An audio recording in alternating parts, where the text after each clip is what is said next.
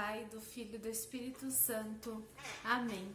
Vinde, Espírito Santo, enchei os corações dos vossos fiéis e acendei neles o fogo do vosso amor. Enviai o vosso Espírito e tudo será criado, e renovareis a face da terra. Oremos, ó Deus, que instruístes os corações dos vossos fiéis. Com a luz do Espírito Santo, fazei que apreciemos retamente todas as coisas, segundo o mesmo Espírito, e gozemos sempre da sua consolação. Por Cristo Senhor nosso. Amém. Santa Maria, Mãe de Deus, rogai por nós. Em nome do Pai, do Filho e do Espírito Santo. Amém. Então hoje nós vamos falar sobre o pecado da tristeza. Vamos conhecer um pouquinho e saber como que a tristeza se torna um pecado dentro de nós. Então, como nós já viemos estudando, existem dois tipos de pecado. Existe, na verdade, assim, a palavra pecado ela pode ter dois significados. O primeiro é pelo pecado original, que é o pecado de Adão, que nós trazemos na nossa alma, que é uma coisa que a gente não adquiriu por nossa própria vontade. A gente contraiu, porque foi uma falta cometida. E existe o pecado pessoal, que acontece a partir dos 7 anos. Nós desenvolvemos já a nossa razão a partir dos 7 anos e nós podemos cometer pecados a partir dessa idade. Então, a partir dessa idade, nós cometemos o pecado por nossa livre vontade.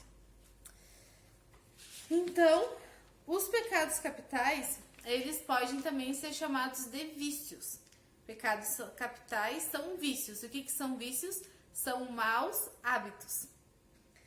Então, elas são doenças espirituais, propriamente ditas, né? Então, eu posso estar em estado de graça, mas ainda agir dentro de mim o pecado capital. A luxúria, a ira, a tristeza, né? Mesmo em estado de graça. Por isso, nós precisamos conhecer o remédio para cada doença.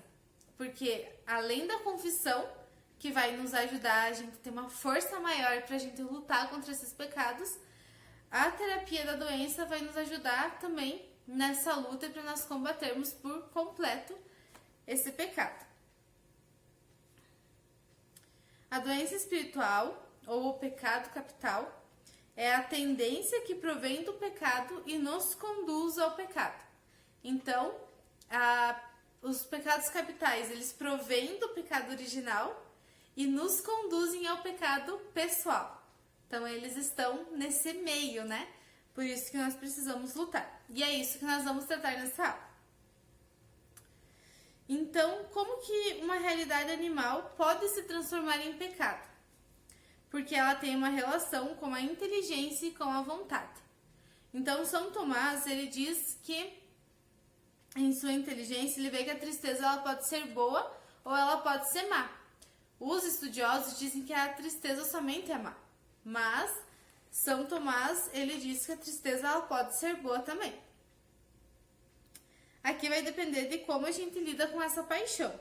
Como que a inteligência e a vontade agem diante desta paixão. Quando ela se depara com a tristeza, como que ela age? Nós vamos ver hoje isso. Então, as paixões elas podem ser antecedentes ou consequentes à intervenção da inteligência e da vontade.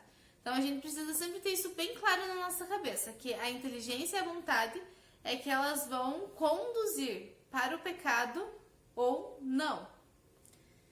Então, vamos supor que a inteligência e a vontade ainda não agiram.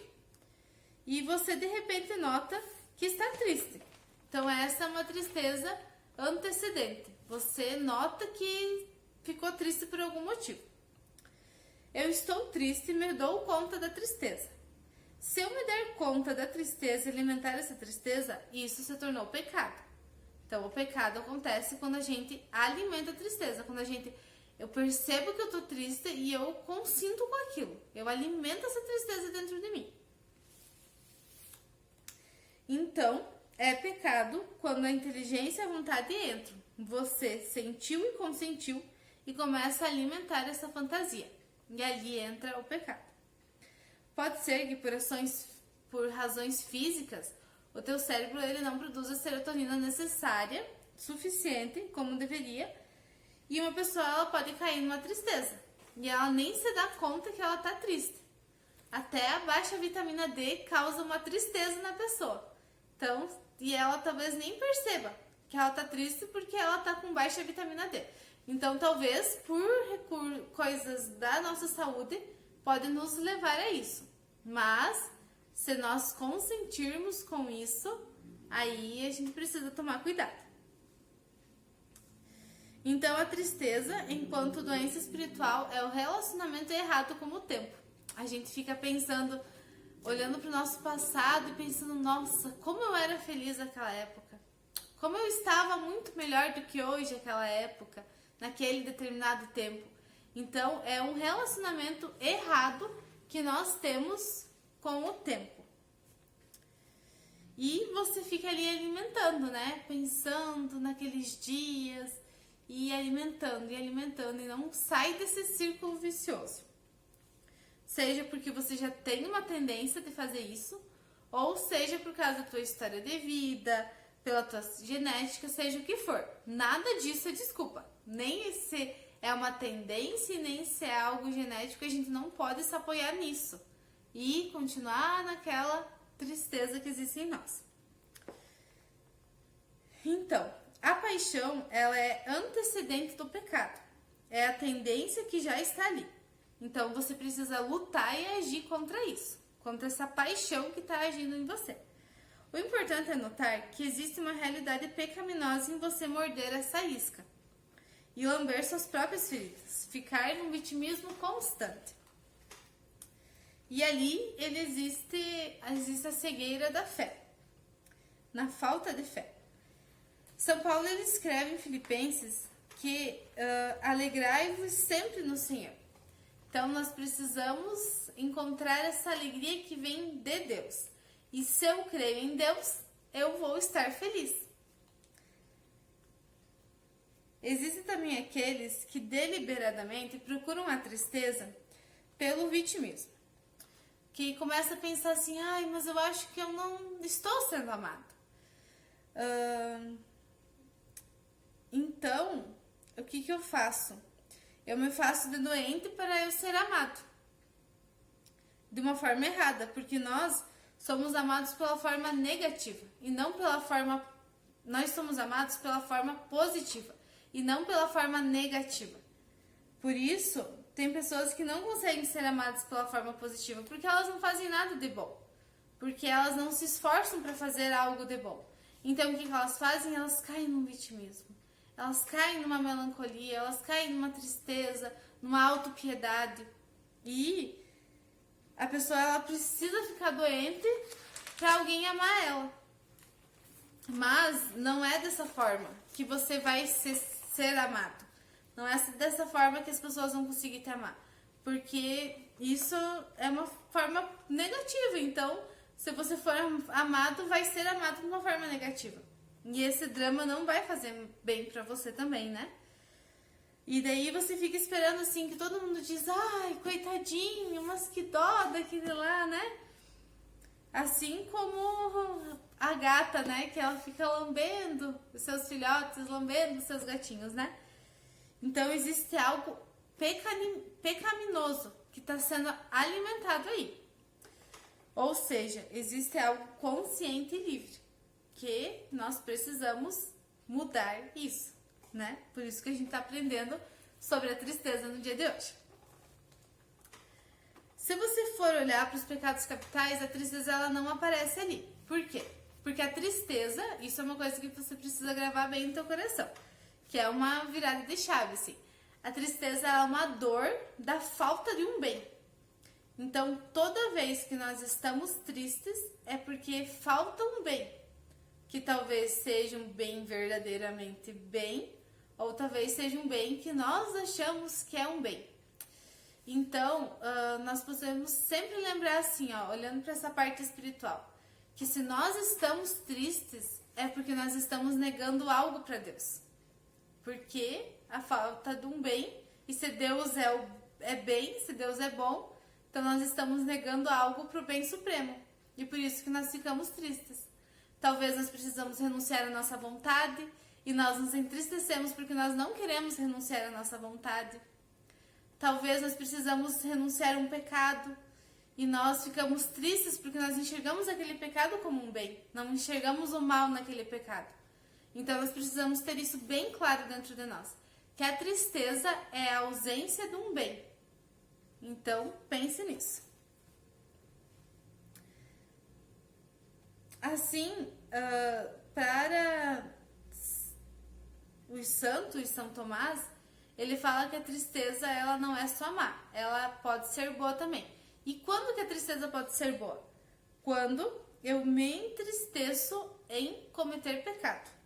Quando eu fico triste porque eu tô vendo que eu tô pecando.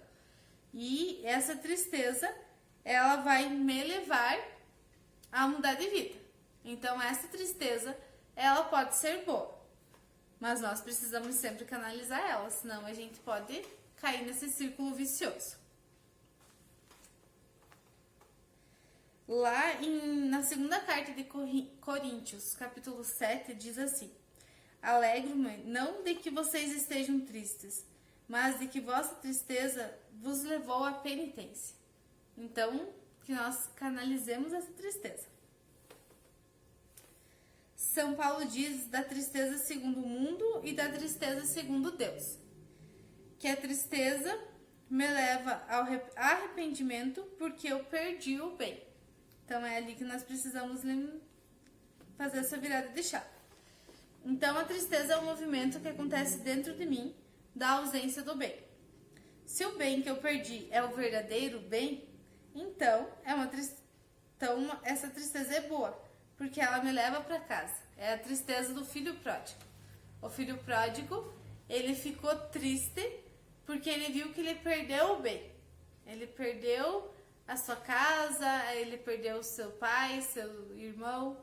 Então ali ele identificou que ele perdeu esse bem. E esse bem levou ele a se arrepender da vida que ele estava levando e a mudar de vida. Então é ali que nós precisamos também chegar.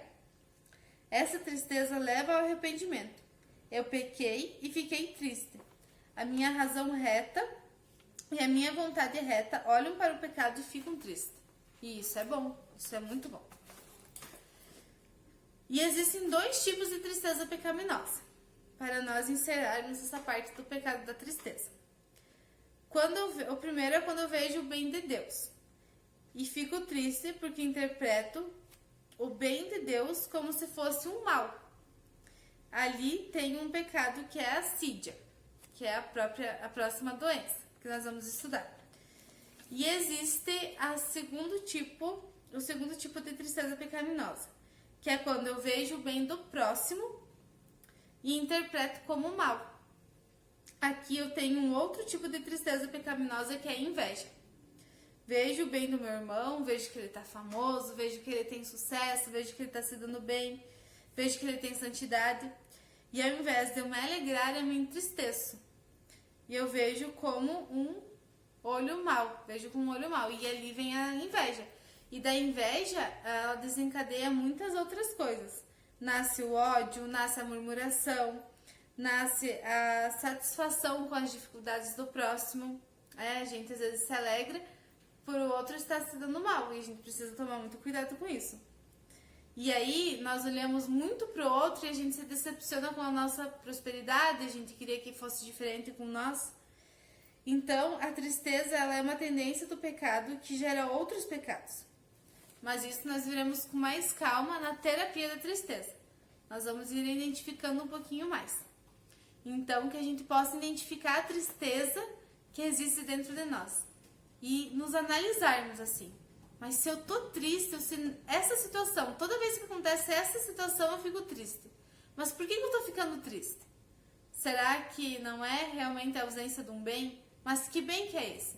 Será que é do verdadeiro bem? Será que é a ausência de Deus? Ou será que eu tô me entristecendo por um bem que eu acho que é bem, mas que não faz bem pra mim? Então que a gente possa usar a nossa inteligência e a nossa razão e a nossa vontade pra gente identificar esse pecado dentro de nós e nós sairmos desse cachorrinho que fica correndo atrás do rabo, que fica ali focado naquela tristeza, focado naquela melancolia, naquele vitimismo e perdemos de viver, e perdemos de fazermos algo de bom, perdemos de amar os outros e de sermos amados de forma positiva. Então, que a gente possa refletir sobre isso, sobre esse pecado da tristeza e identificar ela dentro de nós. Louvado seja nosso Senhor Jesus Cristo, para sempre seja louvado. Em nome do Pai, do Filho e do Espírito Santo. Amém.